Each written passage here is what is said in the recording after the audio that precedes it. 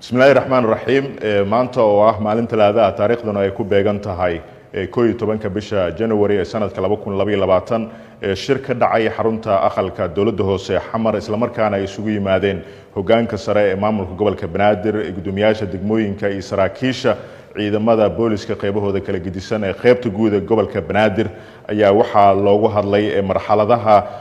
dalka uu ku jiro xilligan kala guurka ee doorasho uu dalka wajahayo iyadoona gudoomiyaha gobolka Banaadir ahna duqa magaalada Muqdisho uu warbixin ka siiyay dhammaan saraakiisha qaybahooda kala gedisan iyo gudoomiyaasha degmooyinka waxyaabihii ka soo baxay shirkii madasha qaran ee ka socday magaalada Muqdisho ee soo gabagaboobay taasoo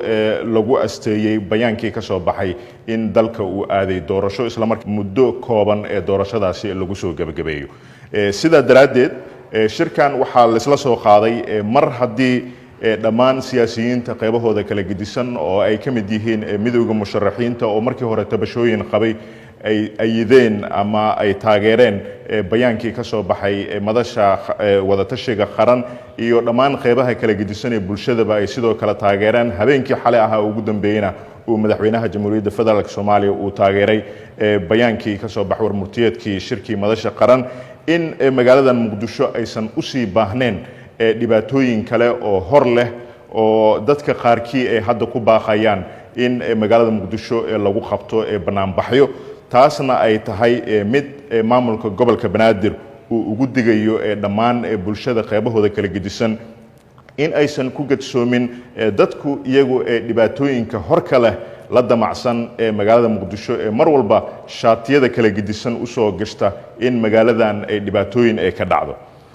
bulshada qaybahooda kala gedisan ee caasimada magaalada Muqdisho runtii uma baahna culeysyo kale oo hor leh mar hadii wadanka uu aaday doorasho cid walba oo doorashadaasi daneynaysa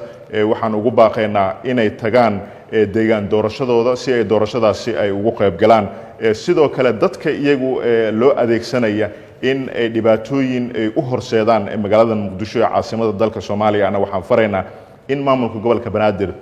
uu marnaba ka aqbali doonin in caasimada ay ka dhacaan waxyaabo fowdo ama banaanbaxyo aanan loo haysanin ogolaasho maamulka gobolka Banaadir sida daraadeed magaalada Muqdisho caasimada dalka Soomaaliya oo la filayo in sidoo kale lagu qabto kuraas doorashooyin oo xildhibaanada golaha shacabka ciidamada qaybahooda kala gedisan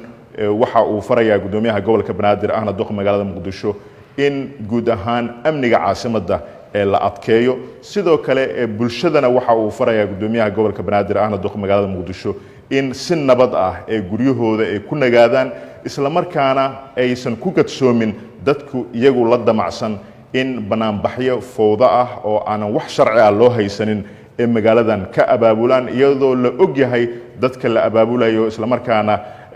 aan u direyno fariin ah in si nabad ah ay magaaladani ay u naxaan u turaan in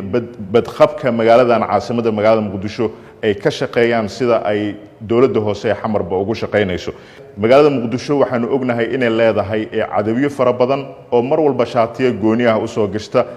tanna ay qayb ka tahay in dad aanu maqlayno hadda in gobolada qaarkood laga keenay inay abaabulayaan banaanbaxyo aanan wax sifo sharci ah loo haysanin mar hadii shirkii madasha qaran ee ka dhacay magaalada Muqdisho laga soo saaray bayaan ah in doorasho uu dalka aaday laguna hashiyay qodobadii ay isku horfadhiyeen dhammaan qaybaha kala gedisan hadii ahaan la siyaasiyiinta iyagu mucaarasan dawladda iyo kuwa musharaxiinta iyo bulshada qaybahooda kala gedisanba in xilligan aysan ku habooneen in wax banaanbaxyo ay ka dhacdo magaalada Muqdisho culeys inta ka badanna magaaladan Muqdisho aysan xamili karin sida daraadeed waxaanu faraynaa bulshada